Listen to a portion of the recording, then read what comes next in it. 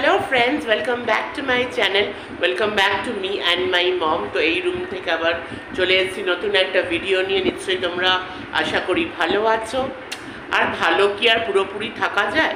এই ইউটিউবে যা হচ্ছে, যা নোংরামো হচ্ছে, পুরোপুরি একদমই কেউই ভালো নেই। তাও জীবন তো বলে না, শো মাস্ট গো অন, এটাই জীবনের নিয়ম। এই নিয়ম, এই ধারাতেই জীবন চলে। তো ইউটিউবের ক্ষেত্রেও তাই, শো মাস্ট গো অন। তো যেই ব্যাপারটা হচ্ছে সেটা নিয়ে সবাই অলরেডি ভিডিও হয়ে গেছে, আর আমার চ্যানেল থেকেও হয়েছে, মাও বলেছে এই নিয়ে, প্লাস সবাই আমার কালিগরাও কো কালিগরাও বলেছে। তো ব্যাপারটা হলো এই ফেক আইডি, তো জঘন্যতম একটা চলছে ইউটিউবে ফেক আইডি। সবার ফেক আইডি হচ্ছে। আর সব থেকে খারাপ লাগছে, কিছু কিছু ক্রিয়েটারের নাম উঠে আসছে, যেটা আননেসেসারি। কিছু কিছু ক্রিয়েটারের নাম উঠে আসছে, যেটা অনেকটাই ক্লিয়ার হয়ে গেছে। কিছু কিছু অত্যন্ত, কি বলবো, আমার পছন্দ বলে না, অত্যন্ত ভদ্র কিছু ক্রিয়েটার্স আছে যাদের নাম উঠে আসছে। সেটা সব থেকে জঘন্য এই ব্যাপারটাই লাগছে, সব থেকে খারাপ এই ব্যাপারটাই। তো এই নোংরামো বন্ধ হওয়া খুবই দরকার। ফেক আইডি, তারপরে আইপি অ্যাড্রেস হ্যাক করা, মানে কী করে এগুলো কী করে হচ্ছে? আইপি অ্যাড্রেস হ্যাক করা, কোন লেভেলে মানুষ চলে গেছে, কোন লেভেলে। কিন্তু এইগুলো করে না, বেসিক্যালি আর সব থেকে আগে আমাদের জানা উচিত যে এইগুলো এইগুলো মেন্টালিটি কোথা থেকে আসে। জঘন্য প্রকৃতির মানুষেরা যারা এই ফেক আইডি করে এই নোংরামোটা করছে, যে ফেক আইডি করে নোংরা সাইটে কিছু কিছু জনের ভিডিও দিয়ে দিচ্ছে, কিছু কিছু পর্ন সাইটে দিয়ে দিচ্ছে ভিডিও, ফেক আইডি খুলে কিছু কিছু ক্রিয়েটার্সদের সব দিয়ে দিচ্ছে, যেটা বেসিক্যালি এটার কি করছে এরা? এটা হচ্ছে যেটা ফেক আইডি বরাবরই ছিল। ফেক আইডি কোনো বড় ইস্যুতে এখন এসে দাঁড়িয়েছে, এত দূর নোংরাম, এত দূর ডেঞ্জারাস লেভেলে চলে গেছে। ফেক আইডি বরাবরই ছিল। তো এটা কিছু বছর হলো শুরু হয়েছে, তারপর এখন আরও বেড়েছে। যে এই ব্যাপারটা, যে ফেক আইডি দিয়ে কমেন্ট করা, আরেকজনের মুখ বসিয়ে কমেন্ট করা, কমেন্ট করে তারপরে মেন যে ব্যাপারটা হচ্ছে যে নোংরা এই পর্ন সাইটে যে ভিডিওগুলো দিয়ে দেওয়া হচ্ছে, ভালো ভালো ক্রিয়েটার্স বলো, ভালো ভালো আরও যারা যারা ক্রিয়েটার্স আছে, তো অনেকেরই এরকম হচ্ছে যে ফেক আইডি বানিয়ে ওদের নোংরা ভিডিও নোংরাভাবে ওটাকে করে বাজে সাইটে দিয়ে দেওয়া হচ্ছে। এটাই হলো মেন ব্যাপার। সো প্রথম থেকে ভাবতে হবে এরা কি মেন্টালিটির মানুষ যারা এটা করে।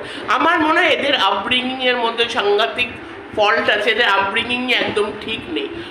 তার কি এরা ছোটোবেলার থেকে, যারা কেউ হঠাৎ করেই তো এরকম কাজ করে না, এদের মাইন্ডসেট এতটা ক্রিমিনাল মাইন্ডেড। আর পয়েন্ট টু বি নোটেড, এটা কিন্তু প্রচণ্ড একটা ক্রিমিনাল অফেন্স, সাংঘাতিক এটা একটা ক্রিমিনাল অফেন্স। সো এটা করে কোনো লাভ হয় না, কারণ যখন তুমি ধরা পড়বে যে এটা করছো, সে যখন ধরা পড়বে না, সব কিন্তু শেষ হয়ে যাবে।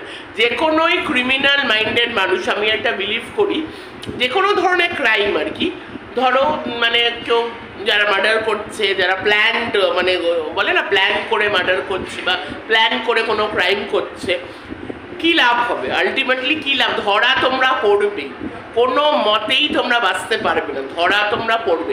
আর যখন ধরা পড়বে, ওই দিনটার কথা ভেবে এই কাজগুলো করো, ওই দিনটার কথা ভেবে কাজগুলো করো, কারণ যখন ধরা পড়বে না, পুরো শেষ হয়ে যাবে। আর জীবনে কিছু কেন করো এই ক্রাইমগুলো করে?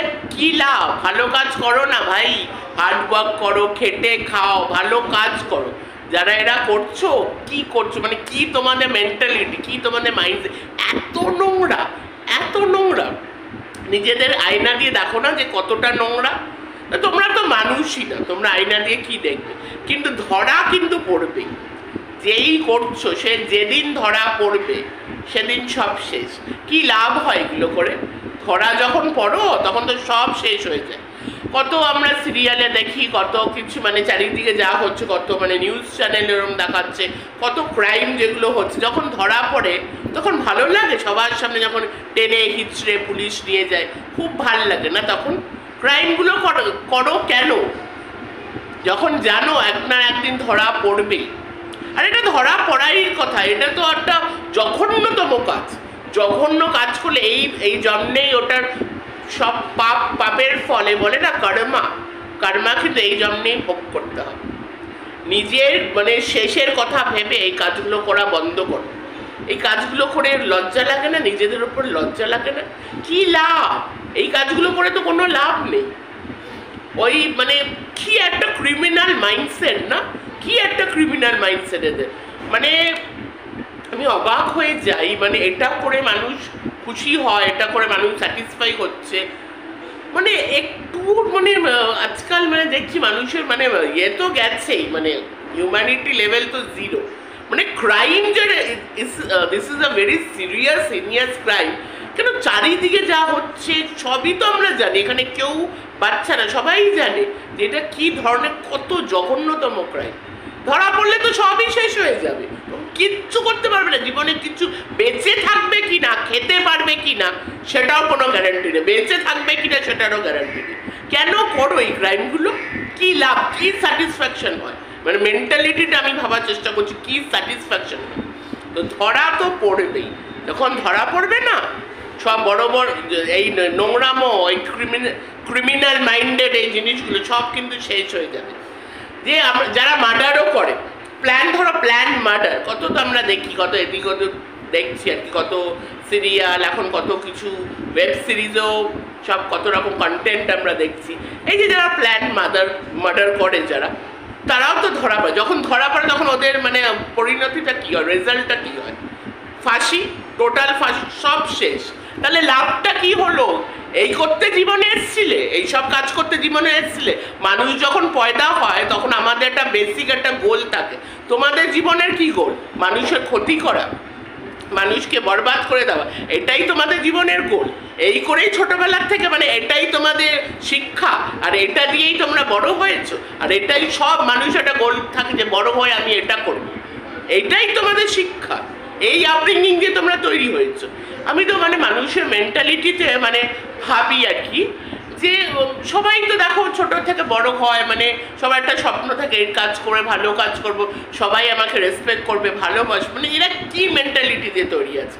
আর এখানে ভালো ভালো ক্রিয়েটার্সকে ফাঁসানো হচ্ছে, এটা জঘন্যতম অপরাধ হচ্ছে। আর ম্যাডাম যখন সব দায়িত্ব নিয়েছে, নিশ্চয়ই এটারও দায়িত্ব নিয়েছেন।